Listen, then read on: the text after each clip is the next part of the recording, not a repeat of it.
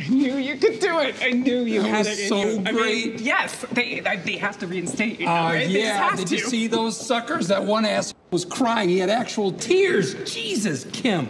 Listen, I started reading the letter, and I just knew it wasn't, I could tell by their faces, it wasn't gonna be enough, right? So I just went off on this flow, you know? I had this energy going through me. It was like improv or jazz, and then boom, I sunk the hook in. I'm so lucky.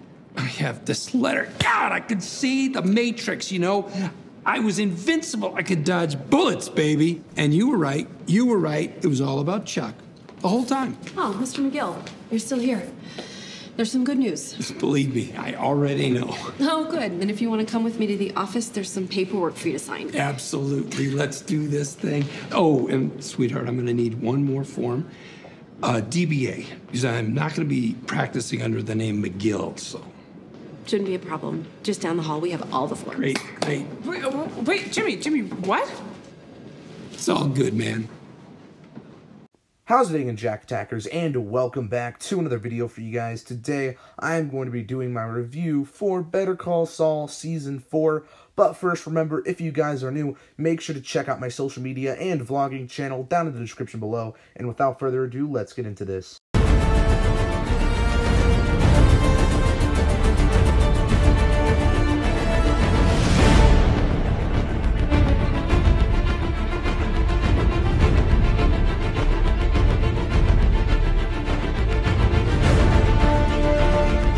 So man, Better Call Saul Season 4, man, it was a good one. Better than Season 3, I don't really know. Probably gonna have to rewatch Season 3 and then I could make my final verdict. But Better Call Saul Season 4 was very good. From start to finish. I want to express my feelings when I saw the first scene of Better Call Saul Season 4. When he got into the cab in the flash forward sequence and the guy kept looking at him and he got out of the cab and he pretended to tie his shoe. The suspense was there, and the suspense was there this entire season. Of course, with great cinematography, great acting by Bob Odenkirk, what the hell? by Bob Odenkirk, and everyone else, rest of the cast. It was really, really great. And, man, there's so many things I love about this season, and it's kind of hard to do reviews for these shows because there's so much things to talk about, but the general plot is Jimmy trying to be back as a lawyer, kind of coping with the loss of Chuck after the events of the Season 3 finale, obviously, and he's trying to become a lawyer. Kim's trying to help him out there towards the end, and there's a bunch of little skirmishes with Kim and Saul, or Jimmy, whatever you want to call him, and you think they're gonna, like, break up or whatever, and then they don't, and it's really interesting, the dynamic there, and everything that happens, especially with the finale. Jimmy becomes Saul in that moment. He's not Jimmy anymore. He's very much Saul, and when he says Saul Goodman, it's just like, there it is. And that was, I think, sort of the breakup between Kimmy and Jim, because a lot of people were expecting that, me being one of them.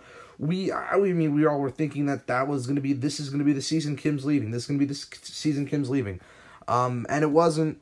But that was it, I guess. I mean, I'm expecting for Season 5 with this story for there to be a time skip going into Season 5, and who knows? Maybe Jimmy will even have his law firm that he has in Breaking Bad. Who knows though? But really quite interesting. Everything they did with Jimmy's story.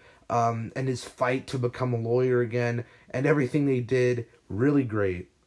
Kind of going over Nacho and the drug cartel's story of this season was pretty interesting, especially at the beginning. Nacho kind of seemed like he was in a bad position, which he kind of was, but then it kept just getting deeper and deeper and deeper with the story and everything that happened with Hector, and him being in the hospital and hospitalized, and everything that went down with him, and him getting the wheelchair, and the bell, which was awesome.